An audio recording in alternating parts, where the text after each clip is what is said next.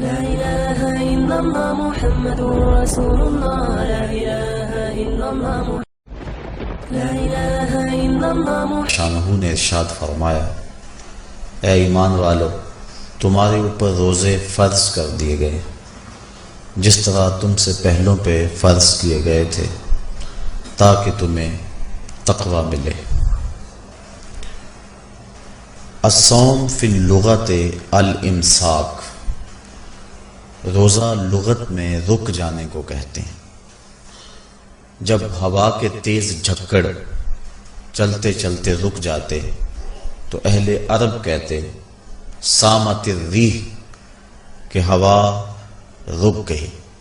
تیز دوڑتا ہوا گھوڑا جب اچانک ٹھہرتا تو وہ کہتے سام الخیل، منہ زور گھوڑا رک گیا۔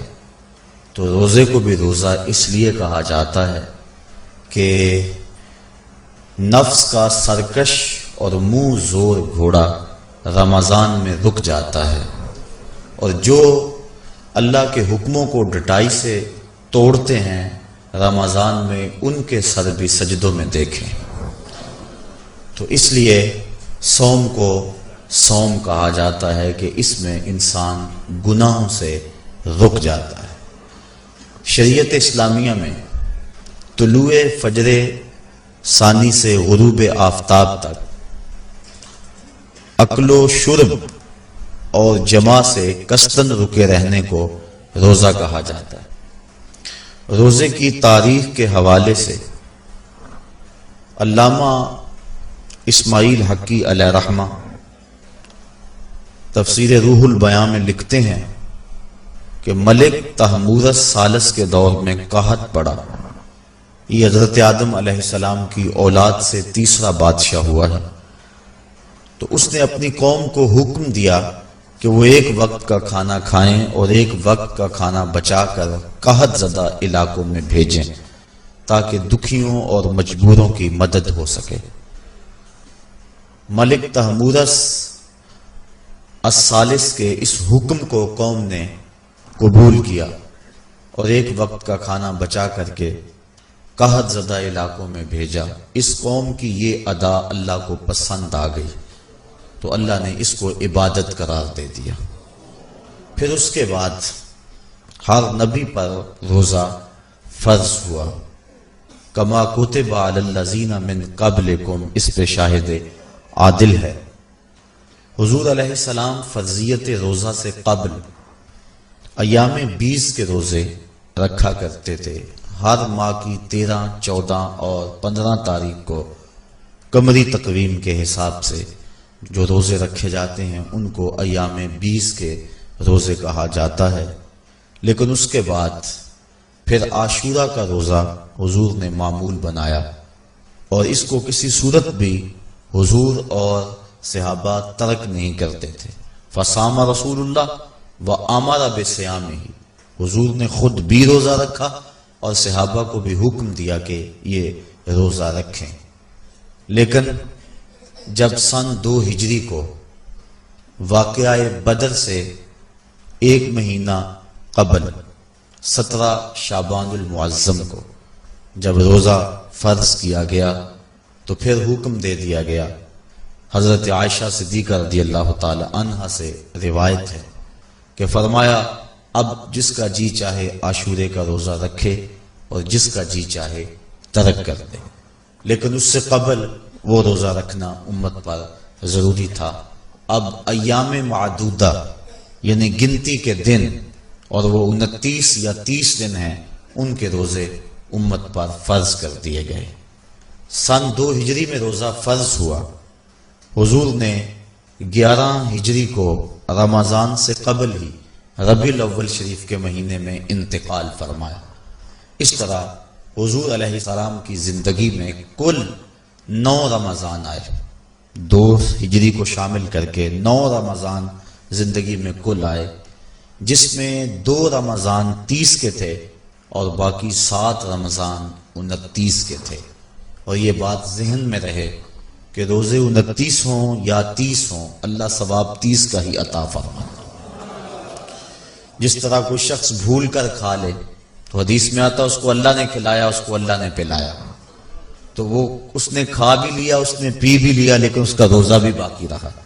اس طرح اگر چاند 29 پہ نظر آ جائے تو ثواب اللہ 30 کا ہی عطا فرماتا ہے۔ یہ اس کی کرم نوازی ہے اپنے بندوں پہ۔ تو روزہ ڈھال ہے اور جہنم سے آزادی کا ایک اہم ذریعہ ہے۔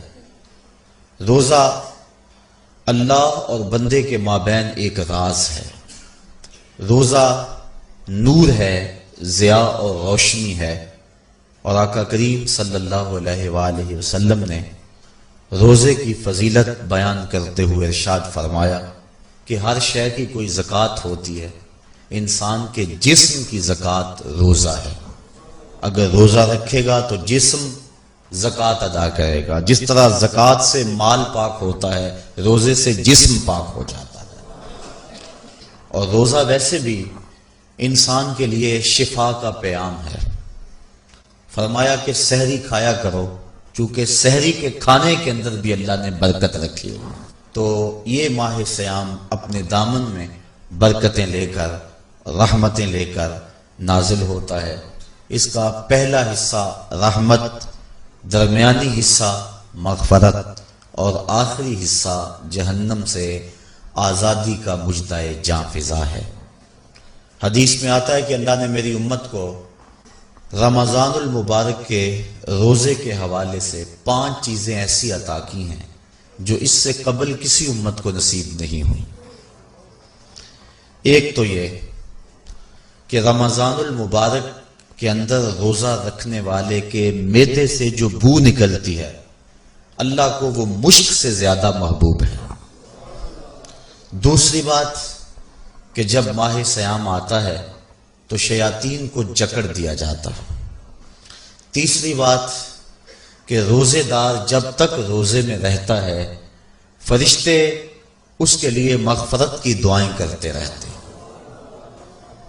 اور چوتھی بات، جب ماہ صیام کی آخری رات آتی ہے تو اس کے سارے گناہوں کو بخش دیا جاتا ہے اور اس کو جہنم سے آزادی کا پروانہ مل جاتا ہے۔ بلکہ ایک صحابی نے حضور سے عرض کی کہ آقا کریم، جو یہ جہنم سے آزادی کا پروانہ مومن کو ملتا ہے تو کیا یہ لیلۃ القدر کی رات ہے؟ تو آقا کریم نے فرمایا نہیں، جب مزدور اپنی مزدوری مکمل کرتا ہے، جب اس کی دہاڑی پوری ہو جاتی ہے تو پھر اس کو اس کا مالک کچھ دیتا ہے، تو یہ جو اس کو بخشش اور مغفرت کا مجدہ جاں فضا دیا جاتا ہے، یہ اس کی مزدوری ہے۔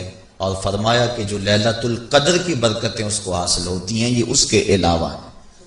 اور یہ اللہ تعالیٰ جل شانہ نے خاص کرم نوازی فرمائی بندہ مومن پر کہ اس کو یہ بابرکت رات عطا فرمائی۔ اور 5ویں فضیلت جو اس کو دی گئی، روزہ دار کو اور حضور سے قبل جو امتوں میں لوگ روزے رکھتے تھے، یہ فضیلتیں ان کو نہیں عطا کی گئی۔ جنت کو پورا ماہ مومن کے لیے آراستہ و پیراستہ کیا جاتا ہے۔ حضرت ابو ہریرہ رضی اللہ تعالی عنہ سے ایک روایت مروی ہے جس کو امام بخاری اور امام مسلم نے روایت کیا کہ آقا کریم علیہ السلام نے ارشاد فرمایا، قال اللہ عز وجل، اللہ جل شانہ ارشاد فرماتا ہے، کل عمل ابن آدم لہو، ابن آدم کا ہر عمل اسی کے لیے ہے، الا الصوم فإنہ لی، ہاں مگر روزہ ہے جو وہ میرے لیے رکھتا ہے، وأنا اجزی بہ، اور اس کی جزا میں اسے دوں گا، والصیام جنۃ، اور صیام روزہ ڈھال ہے، فإذا کان یوم صوم احدکم فلا یرفث ولا یسخب، فإن صابه أحد أو قاتله فليقل إني صائم إني صائم والذي نفس محمد بيده لخلوف فم الصائم أطيب عند الله من ريح المسك، للصائم فرحتان يفرحهما إذا أفطر فرح بفطره وإذا لقي ربه فرح بصومه۔ تو فرمایا کہ جب کوئی شخص روزہ رکھتا ہے تو اس کا یہ عمل اللہ کے لیے ہے اور اللہ تعالیٰ اس کی جزا دے گا۔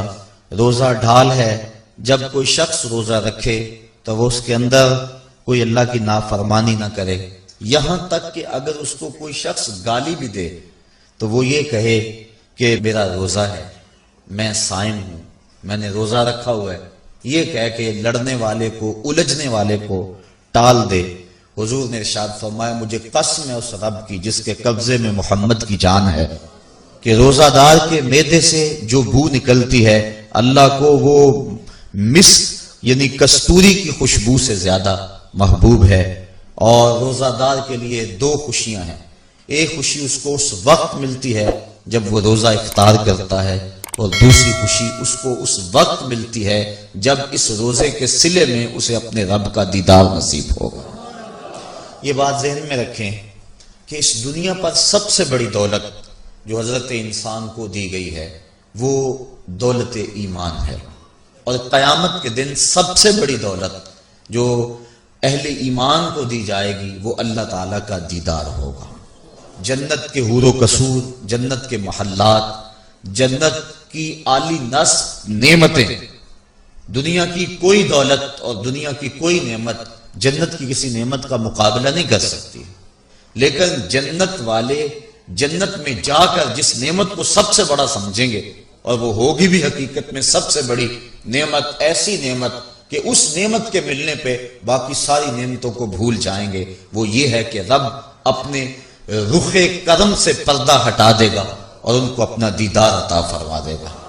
تو یہ سب سے بڑی دولت جو مومن کو آخرت میں نصیب ہوگی یہ روزے کے صلے میں نصیب ہوگی، یہ روزے کا وہ ثمر ہے، یہ روزے کا وہ پھل ہے جو اللہ اہل ایمان کو قیامت کے دن عطا فرمائے گا۔ عاجزی بہی کا معنی ہے کہ اس کی میں جزا دوں گا۔ ایک روایت میں آتا ہے کہ جو اعمال ہیں وہ 7 طرح کے ہیں، 2 اعمال ایسے ہیں کہ جو واجب کرتے ہیں، 2 اعمال ایسے ہیں کہ جن کی جزا ان کی مثل ہے، اور ایک عمل ایسا ہے کہ جس کی جزا 10 گنا ہے، اور ایک عمل ایسا ہے کہ جس کی جزا 700 گنا ہے، اور ایک عمل ایسا ہے جس کی جزا بے حساب ہے۔ فرمایا کہ وہ 2 عمل جو واجب کرتے ہیں وہ یہ کہ اگر کسی شخص نے اللہ کی عبادت کی اور اس کے ساتھ کسی کو شریک نہ ٹھہرایا تو وہ جنت کو یہ اعمال واجب کر دیتے ہیں، یعنی اس کو جنت کا ملنا لازم ہے، ضروری ہے، واجب ہے اس کے لیے۔ اور دوسرا وہ شخص جس نے اپنے رب کے حکموں کو توڑا یہاں تک کہ اس کے ساتھ کسی کو شریک ٹھہرایا، اس کے اوپر جہنم واجب ہے۔ اور 2 وہ عمل جن کی جزا ان کی مثل ملے گی، ایک وہ گناہ جو اس نے کیا تو اس کی سزا اس کی مثل دی جائے گی، اور دوسری وہ نیکی جو اس نے کی نہیں ہے لیکن اس کا عزم کیا تھا تو اس کو بھی ایک نیکی کا ثواب دے دیا جائے گا۔ ایک عمل وہ ہے جس کے بدلے کے اندر 10 گنا اس کو اجر دیا جاتا ہے، اور فرمایا اس سے اس کے نیک اعمال مراد ہیں۔ اور فرمایا کہ جو اس کا چھٹا عمل ہے وہ ایسا ہے جس کے بدلے کے اندر اس کو 700 گنا اجر دیا جاتا ہے، اور وہ راہ خدا میں اس کا صدقہ کرنا ہے۔ اور فرمایا ایک عمل ایسا ہے جس کی جزا کا دنیا پر کوئی حساب ہی نہیں ہے، اور وہ بندے کا اللہ کے حضور اپنے روزے کے ساتھ پیش ہونا ہے۔ تو روزہ ایک ایسا عمل ہے کہ جس کی جزا کا کوئی حساب ہی نہیں ہے، تو یہ اللہ کے علم میں ہے کہ وہ اپنے بندے کو کتنی اس کی جزا اور کتنا اس کا صلہ عطا فرما دیتا ہے۔ تو یہ اجر ہے نیکی کا۔ اور آقا کریم علیہ السلام نے ارشاد فرمایا روزہ ڈھال ہے اور جہنم سے بچنے کا ایک مضبوط قلعہ ہے۔ روزے کے من جملہ ثمرات میں سے ایک ثمرہ مرتبہ احسان کا حاصل ہونا ہے۔ مرتبہ احسان کیا ہے؟ اس پہ حدیث جبریل میں آپ کے سامنے رکھنا چاہوں گا، جس کو امام بخاری نے اور دیگر ائمہ احادیث نے ذکر کیا ہے۔ مسجد نبوی کا ماحول تھا، مدینہ شریف کی فضائیں تھیں، صحابہ حضور کی صحبت میں جلوہ فراز تھے، نور بٹ رہا تھا، اجالے اتر رہے تھے، صحابہ کے من روشنی سے مالا مال تھے کہ حضرت عمر فاروق رضی اللہ تعالی عنہ فرماتے ہیں کہ ایک شخص آیا جس کی گھنی سیاہ داڑھی تھی اور اس کا سفید لباس تھا. ہم میں سے اسے کوئی جانتا بھی نہیں تھا، لیکن اپنے وجود کی تر و تازگی کی وجہ سے وہ مسافر بھی دکھائی نہیں دیتا تھا. چونکہ مسافر ہوتا تو آثار سفر اس کے بدن سے ظاہر ہوتے، لگتا تھا جس طرح یہی کسی گلی سے نکل کے آیا ہے، لیکن چونکہ وہ وہاں کا رہنے والا نہیں تھا، ہم میں سے اسے کوئی پہچانتا بھی نہیں تھا. اب وہ حضور کی خدمت میں آیا، فَأَسْنَدَ رُكْبَتَيْهِ إِلَىٰ رُكْبَتَيْهِ، اور اپنے گھٹنوں کو جوڑ کر حضور کے گھٹنوں کے ساتھ ملا کر بیٹھ گیا اور حضور علیہ السلام سے عرض کرتا ہے کہ حضور مجھے خبر دیجئے کہ ایمان کیا ہے. حضور نے ارشاد فرمایا ایمان یہ ہے کہ تو اللہ پر ایمان لائے، اس کے رسول پر ایمان لائے، پچھلی کتابوں پہ ایمان لائے، اچھی بری تقدیر پہ ایمان لائے، فرشتوں پہ ایمان لائے. بتایا حضور نے تو اس نے کہا صدقتا، آپ نے سچ کہا. کہتے ہیں ہمیں بڑا تعجب ہوا کہ خود ہی سوال کرتا ہے اور خود ہی تائید کر دیتا ہے. پھر کہنے لگا اسلام کیا ہے؟ تو حضور علیہ السلام نے فرمایا اسلام یہ ہے کہ تو نماز پڑھے، روزہ رکھے، حج کرے، زکوٰۃ ادا کرے. اراکین اسلام اس کو بیان کیے. کہنے لگا آپ نے سچ کہا. کہتے ہیں ہمیں پھر تعجب ہوا کہ خود ہی ایک بات کہہ رہا ہے اور خود ہی پھر اس کی تصدیق کر رہا ہے. کہتے ہیں پھر وہ پوچھتا ہے مل احسان، حضور احسان کیا ہے؟ تو حضور علیہ السلام نے جواباً فرمایا ان تعبد ربک کأنک تراہ، احسان یہ ہے کہ تو اللہ کی عبادت اس طرح کرے کہ گویا تو اسے دیکھ رہا ہے.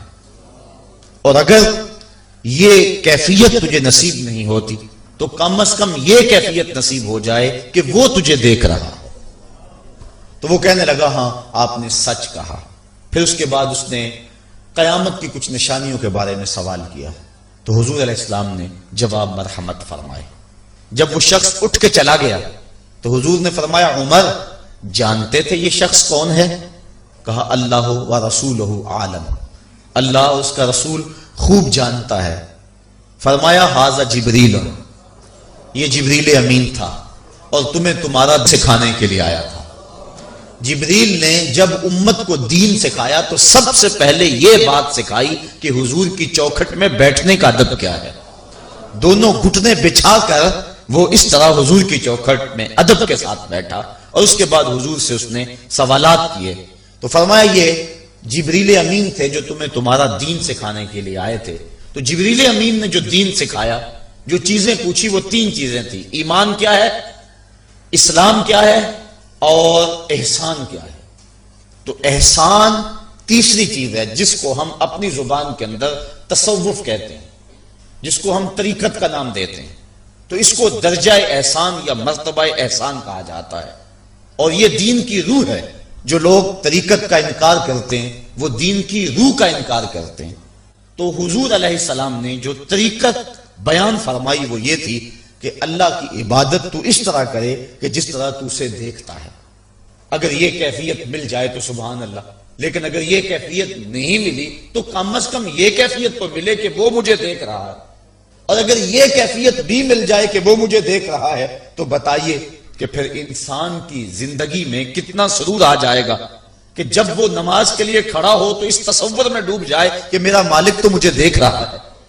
تو پھر نماز کا کتنا سرور آ جائے گا اس کو. اور جب وہ کوئی اور نیک عمل کر رہا ہو تو اس تصور میں ڈوب جائے کہ میرا مالک میرے اوپر نگاہ لطف فرما رہا ہے. تو پھر اس کی کیفیت کا عالم کیا ہوگا. تو پہلی کیفیت کہ تو اسے دیکھ رہا ہے. حضرت علی المرتضیٰ رضی اللہ تعالی عنہ سے کسی نے پوچھا جس رب کی عبادت کرتے ہو کیا اس کو کبھی دیکھا بھی ہے؟ تو حضرت علی المرتضیٰ نے جواباً کہا لم اعبد ربا لم اراہ. اے صاحب کبھی کبھی کی بات کیا کرتا ہے. علی تو اتنی دیر تک سجدے سے سر ہی نہیں اٹھاتا جب تک اس کے جمال جہاں آرا سے فیض یاب نہیں ہو جاتا.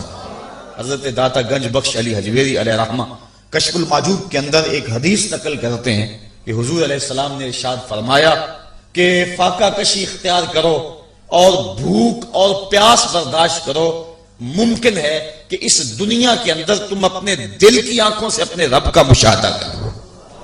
تو یہ جو مرتبہ احسان ہے، جو مومن کا مقصود ہے، وہ اس کو حاصل ہوگا روزہ رکھنے سے. اور اگر چلو کسی روزہ دار کو یہ کیفیت نہ ملے کہ وہ اپنے رب کے جمال جہاں آرا کو دیکھ لے، اس کے جلووں کو دیکھ لے، اس کے دیدار کی دولت سے مالا مال ہو جائے، اس کا دل اس کی محبت میں ایسا ڈوبے کہ وہ جدھر دیکھے اسی کے جلووں کو ہی دیکھتا چلا جائے، اگر روزہ دار کو ایسی دولت نہ بھی نصیب ہو تو کم از کم روزہ دار کو یہ دولت تو ضرور ملے گی کہ وہ اس احساس میں ڈوب جائے گا کہ میرا رب مجھے دیکھ رہا ہے. گناہگار سے گناہگار شخص بھی کڑکتی ہوئی دوپہر میں ٹھنڈا پانی دستیاب ہونے کے باوجود ایک گھونٹ بھی حلق سے نیچے نہیں اتارتا. کیوں؟ اس لیے کہ میرا مالک تو مجھے دیکھ رہا ہے. تو یہ احساس اس کو آیا کہ نہ آیا؟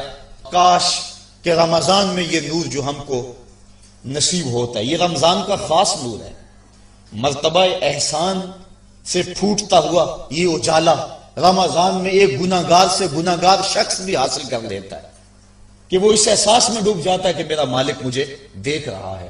کاش کہ وہ اس کو اندر سمو لے اور اس کو دل کی ایک ایک پرت پہ رکھ لے اور اس کو سجا لے اور اس دولت کو پھر جانے نہ دے، تو پھر اس کے لیے گناہ کرنا مشکل ہی نہیں محال ہو جائے گا.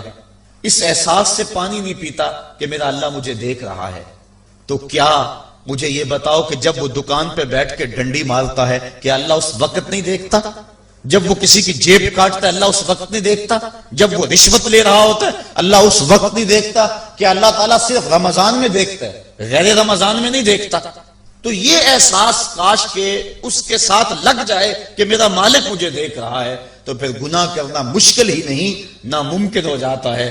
7ویں کوٹھڑی میں جب سارے دروازے بند کر کے بت کے اوپر موٹا کپڑا ڈال کے زلیخا بولی ہے تالک یوسف اب آ جاؤ نا، اب تو کوئی نہیں دیکھ رہا ہے، تو یہی احساس تھا جس نے روشنی دی.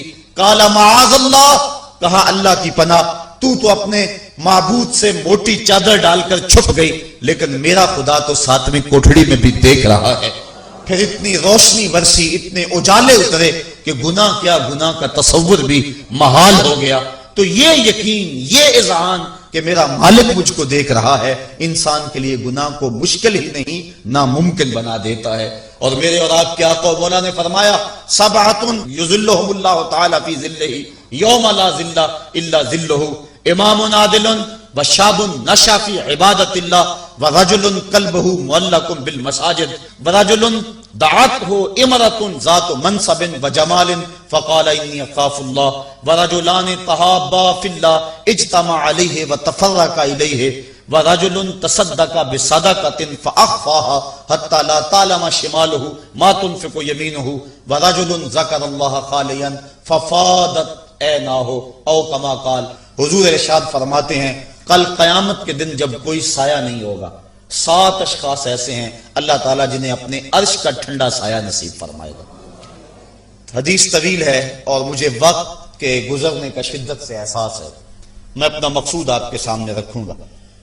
چوتھا شخص وہ وَرَجُلٌ دَعَتْهُ امرأة ذات منصب وجمال فقال انی اخاف اللہ. چوتھا وہ شخص جس کو کسی عورت نے دعوت گناہ دی، اور وہ عورت کوئی معمولی عورت نہیں تھی، ذات منصب و جمال، ایک روایت میں ذات حسب و جمال، یعنی منصب اور جمال کی مالکہ تھی، یا حسب و نسب اور جمال کی مالکہ تھی، اور اس نے نوجوان کو دعوت گناہ دی. اب قدموں میں حسن خود بخود بچھنے کے لیے بےتاب ہے. تو جب جذبات انگڑائیاں لے رہے ہوں، جوانی جوبن پہ ہو اور آرزویں مچل رہی ہوں اور حسن خود قدموں میں بچھنے کے لیے بےتاب ہو، تو پھر اپنی خواہشات کو لگام کون دے گا؟ لیکن اگر کسی نے اس وقت یہ کہہ کے اس کی پیشکش کو ٹھکرا دیا انی اخاف اللہ، میں تیری بات کیسے مانوں، مجھے رب سے بڑا ڈر لگتا ہے. حضور فرماتے ہیں جب کسی عورت نے اس کو دعوت گناہ دی یا کوئی مرد کسی عورت کو دعوت گناہ دینے لگا تو اس نے کہا انی اخاف اللہ، میں تیری بات نہیں مان سکتا کہ مجھے اللہ سے ڈر لگتا ہے. حضور فرماتے ہیں کل قیامت کے دن جب سورج صبح نیل پہ ہوگا اور زمین تانبے کی ہوگی، لوگ پسینے میں شرابور ہوں گے، اللہ پورے قہر و غضب و جلال میں ہوگا، لوگ برہنہ اٹھائے جائیں گے، پسینے سے شرابور ہوں گے، ندامت ان کے چہرے پہ چڑھی ہوئی ہوگی، لیکن 7 اشخاص میں سے ایک شخص یہ ہے کہ قیامت کے دن جب کوئی سایہ نہیں ہوگا، اللہ اسے اپنے عرش کا ٹھنڈا سایہ نصیب فرما دے گا، کہ جس نے برائی کو یہ کہہ کے ٹھکرا دیا کہ میرا رب مجھے دیکھ رہا ہے اور میں اس سے خوف کھاتا ہوں۔ امام یافعی نے روض الریاحین کے اندر یہ واقعہ لکھا ہے کہ ایک نوجوان کپڑے کی دکان پہ کام کرتا تھا، ایک عورت آئی، اس کا اس جوان پہ دل آ گیا، اس نے کپڑا ضرورت سے زیادہ خرید لیا اور مال کے دکان سے کہنے لگی جوان کو میرے ساتھ بھیج دو، میری گٹھڑی بھاری ہے، گھر چھوڑ آئے۔ مال کے دکان اس کی نیت سے آگاہ نہ ہو سکا، اس نے نوجوان کو ساتھ بھیج دیا۔ جب وہ اس کو گھر لے گئی، اندر داخل کر کے دروازہ بند کر لیا اور دعوت گناہ دینے لگی۔ اس نوجوان نے کہا انی اخاف اللہ، میں اللہ سے ڈرتا ہوں، لیکن وہ ڈرتا تھا، وہ تو نہیں ڈرتی تھی۔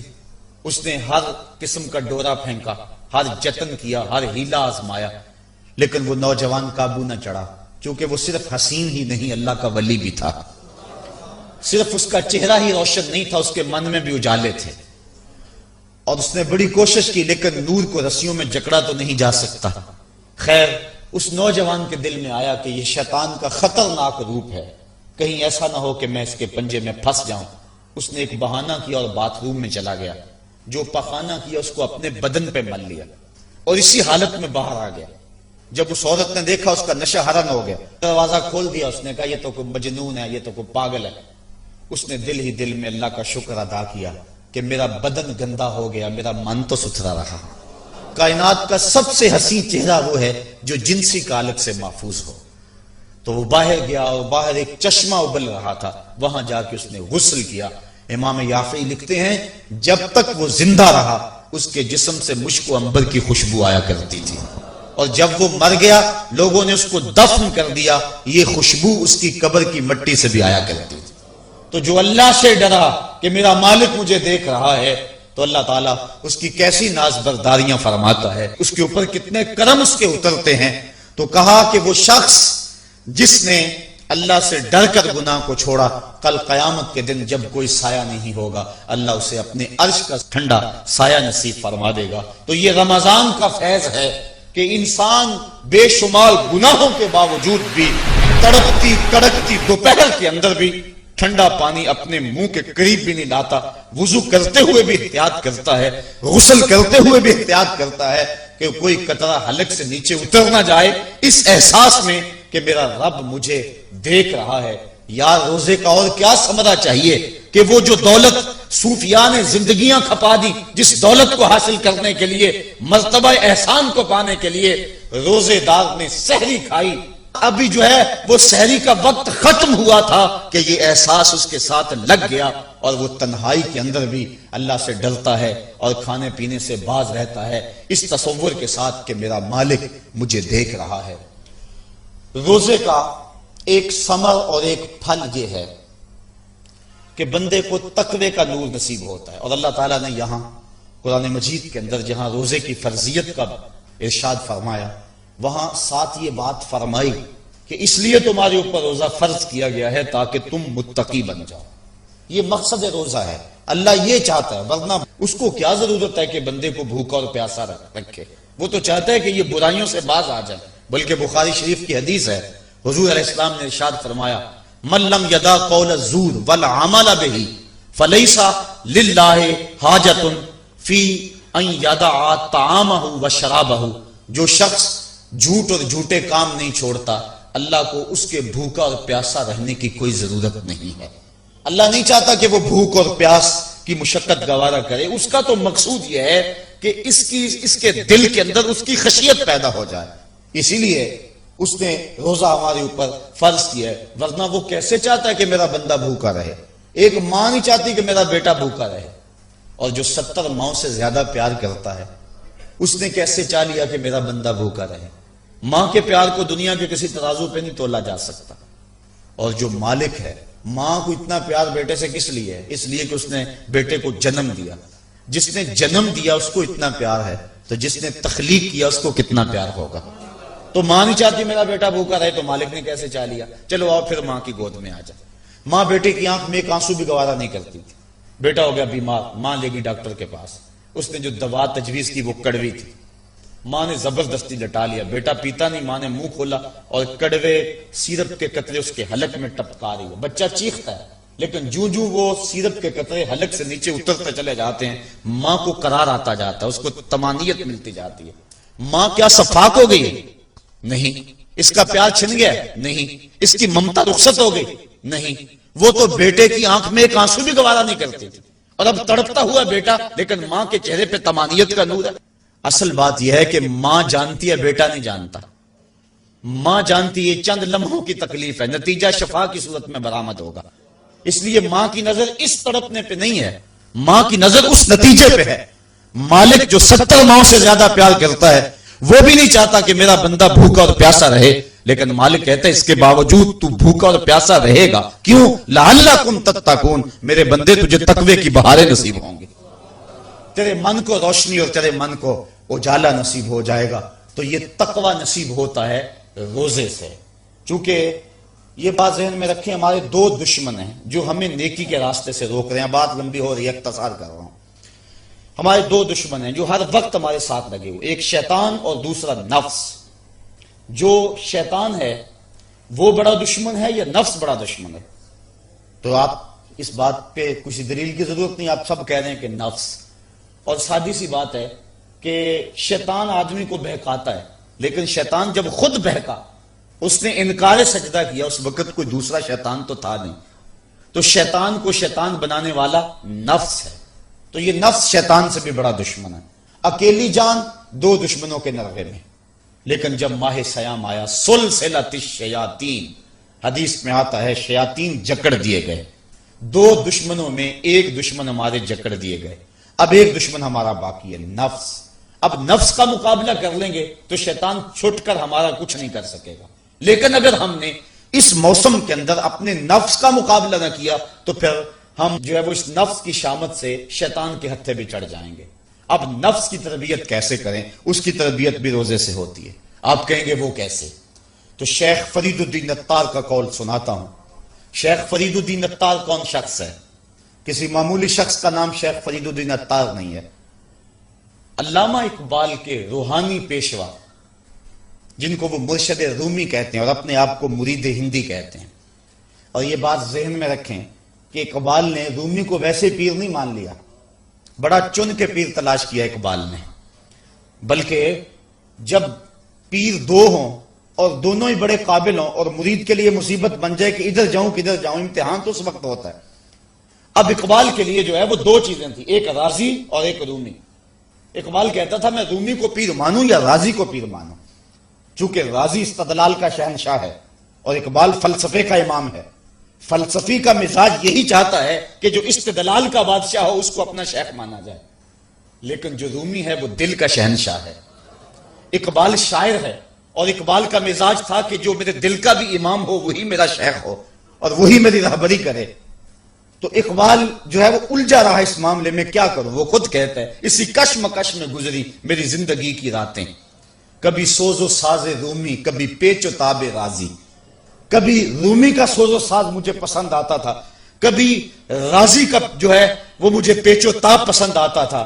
پھر اقبال نے زندگی کی کئی بہاریں مرشد کے انتخاب کے اندر گزار دیں کہ میں رومی کے ہاتھ پہ بیعت کروں یا راضی کے ہاتھ پہ بیعت کروں۔ پھر ایک وقت آیا کہ اقبال نے خود کہا نئے مہرہ باقی ہے نئے مہرہ بازی، جیتا ہے رومی ہارا ہے راضی۔ وہ کہتا ہے رومی جیت گیا اور راضی ہار گیا۔ پھر اس نے رومی کو اپنا شیخ اور مقتدا مانا۔ اقبال جس کو اپنا مقتدا مانتا ہے، جس کو اپنا امام مانتا ہے، اب اس رومی کی سنیے، وہ کہتے ہیں ہفت شہر عشق را عطار گشت ما ہنوز اندر خم یک کوچام۔ عشق کے 7 شہر حضرت شیخ فرید الدین عطار گھوم چکے ہیں، ہم پہلے شہر کی پہلی گلی کے کونے پہ کھڑے ہیں۔ یہ رومی کہہ رہے ہیں جس کو اقبال نے بڑی چھان پھٹک کے بعد اپنا پیر مانا ہے، وہ فرید الدین عطار جو معرفت کا امام ہے اور اللہ کے رازوں کا امین ہے۔ حضرت شیخ فرید الدین عطار فرماتے ہیں نفس نتواں کش اللہ باسے چیز بات گوئم یاد گیرش اے عزیز۔ کہا نفس نہیں مرتا، لیکن 3 اسلحے ہیں اگر تیرے پاس ہوں تو تو نفس پر قابو پا لے گا۔ وہ 3 اسلحے کون سے ہیں؟ کہا خنجر خاموشیو، شمشیر جو، نیزائے تنہائیو، ترک ہجو۔ ایک خاموشی کا خنجر، ایک بھوک کی تلوار، اور ایک تنہائی کا نیزہ۔ اگر یہ 3 اسلحے تیرے پاس ہیں تو نفس پہ ٹوٹ پڑے ان اسلحوں کو لے کر، تو تیرا نفس تیرے قابو میں آئے گا۔ اس کے علاوہ کوئی اور ذریعہ نہیں ہے اس نفس کو قابو کرنے کا۔ حضرت باہو جیسے بھی بول پڑے، باج فقیراں کسے نہیں ماریا، باہو ظالم چور اندر داہو۔ یہ جو اندر کا چور ہے، اس کو پکڑ لینا اور اس کو قابو میں کر لینا اور اپنے دل کی حفاظت کر لینا، یہی بڑی دولت ہے۔ فرماتے ہیں کہ 3 اسلحے ہیں، ایک خاموشی کا خنجر، اور ایک بھوک کی تلوار، اور تیسرا تنہائی کا نیزہ۔ کہ ان 3 اسلحوں سے اگر تم قابو پانا چاہو تو پا سکتے ہو، اس کے علاوہ کوئی اور اسلحہ نہیں ہے جو تمہارے نفس کو تمہارے قابو میں لے آئے۔ تو پھر بھوک کی تلوار ایسا اسلحہ ہے جو نفس کا سر کاٹ دیتی ہے۔ اور میرے اور آپ کے آقا و مولا، قلب و دل و نگاہ کے مرشد اولین حضور نبی رحمت صلی اللہ علیہ وسلم نے فرمایا، یا معاشر الشباب من یستطع منکم الباء فلیتزوج فإنه اغض للبصر واحسن للفرج فمن لم یستطع فعلیہ بالصوم فإنه له وجاء۔ اے جوانوں کے گروہ، تم میں سے اگر کوئی شخص نکاح کی طاقت رکھتا ہے تو وہ نکاح کر لے، یہ نظر اور شرمگاہ کا محافظ ہے۔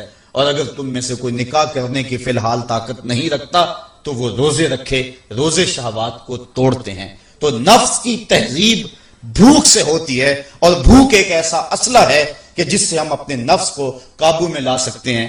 حضرت نظام الدین اولیاء علیہ رحمہ جو تصوف کے سرخیل اور امام ہیں، آپ فرماتے ہیں کہ آدھی فقیری روزہ ہے اور آدھی فقیری باقی سب کچھ ہے۔ تو روزہ اگر نصیب ہو گیا تو پھر مالک کا قرب مل گیا، اور یہ تقوی کا نور ہمیں روزے سے حاصل ہوگا۔ روزے کے ثمرات تو بہت سارے، لیکن وقت کی سمٹتی ہوئی عقائیاں مجھے ملحوظ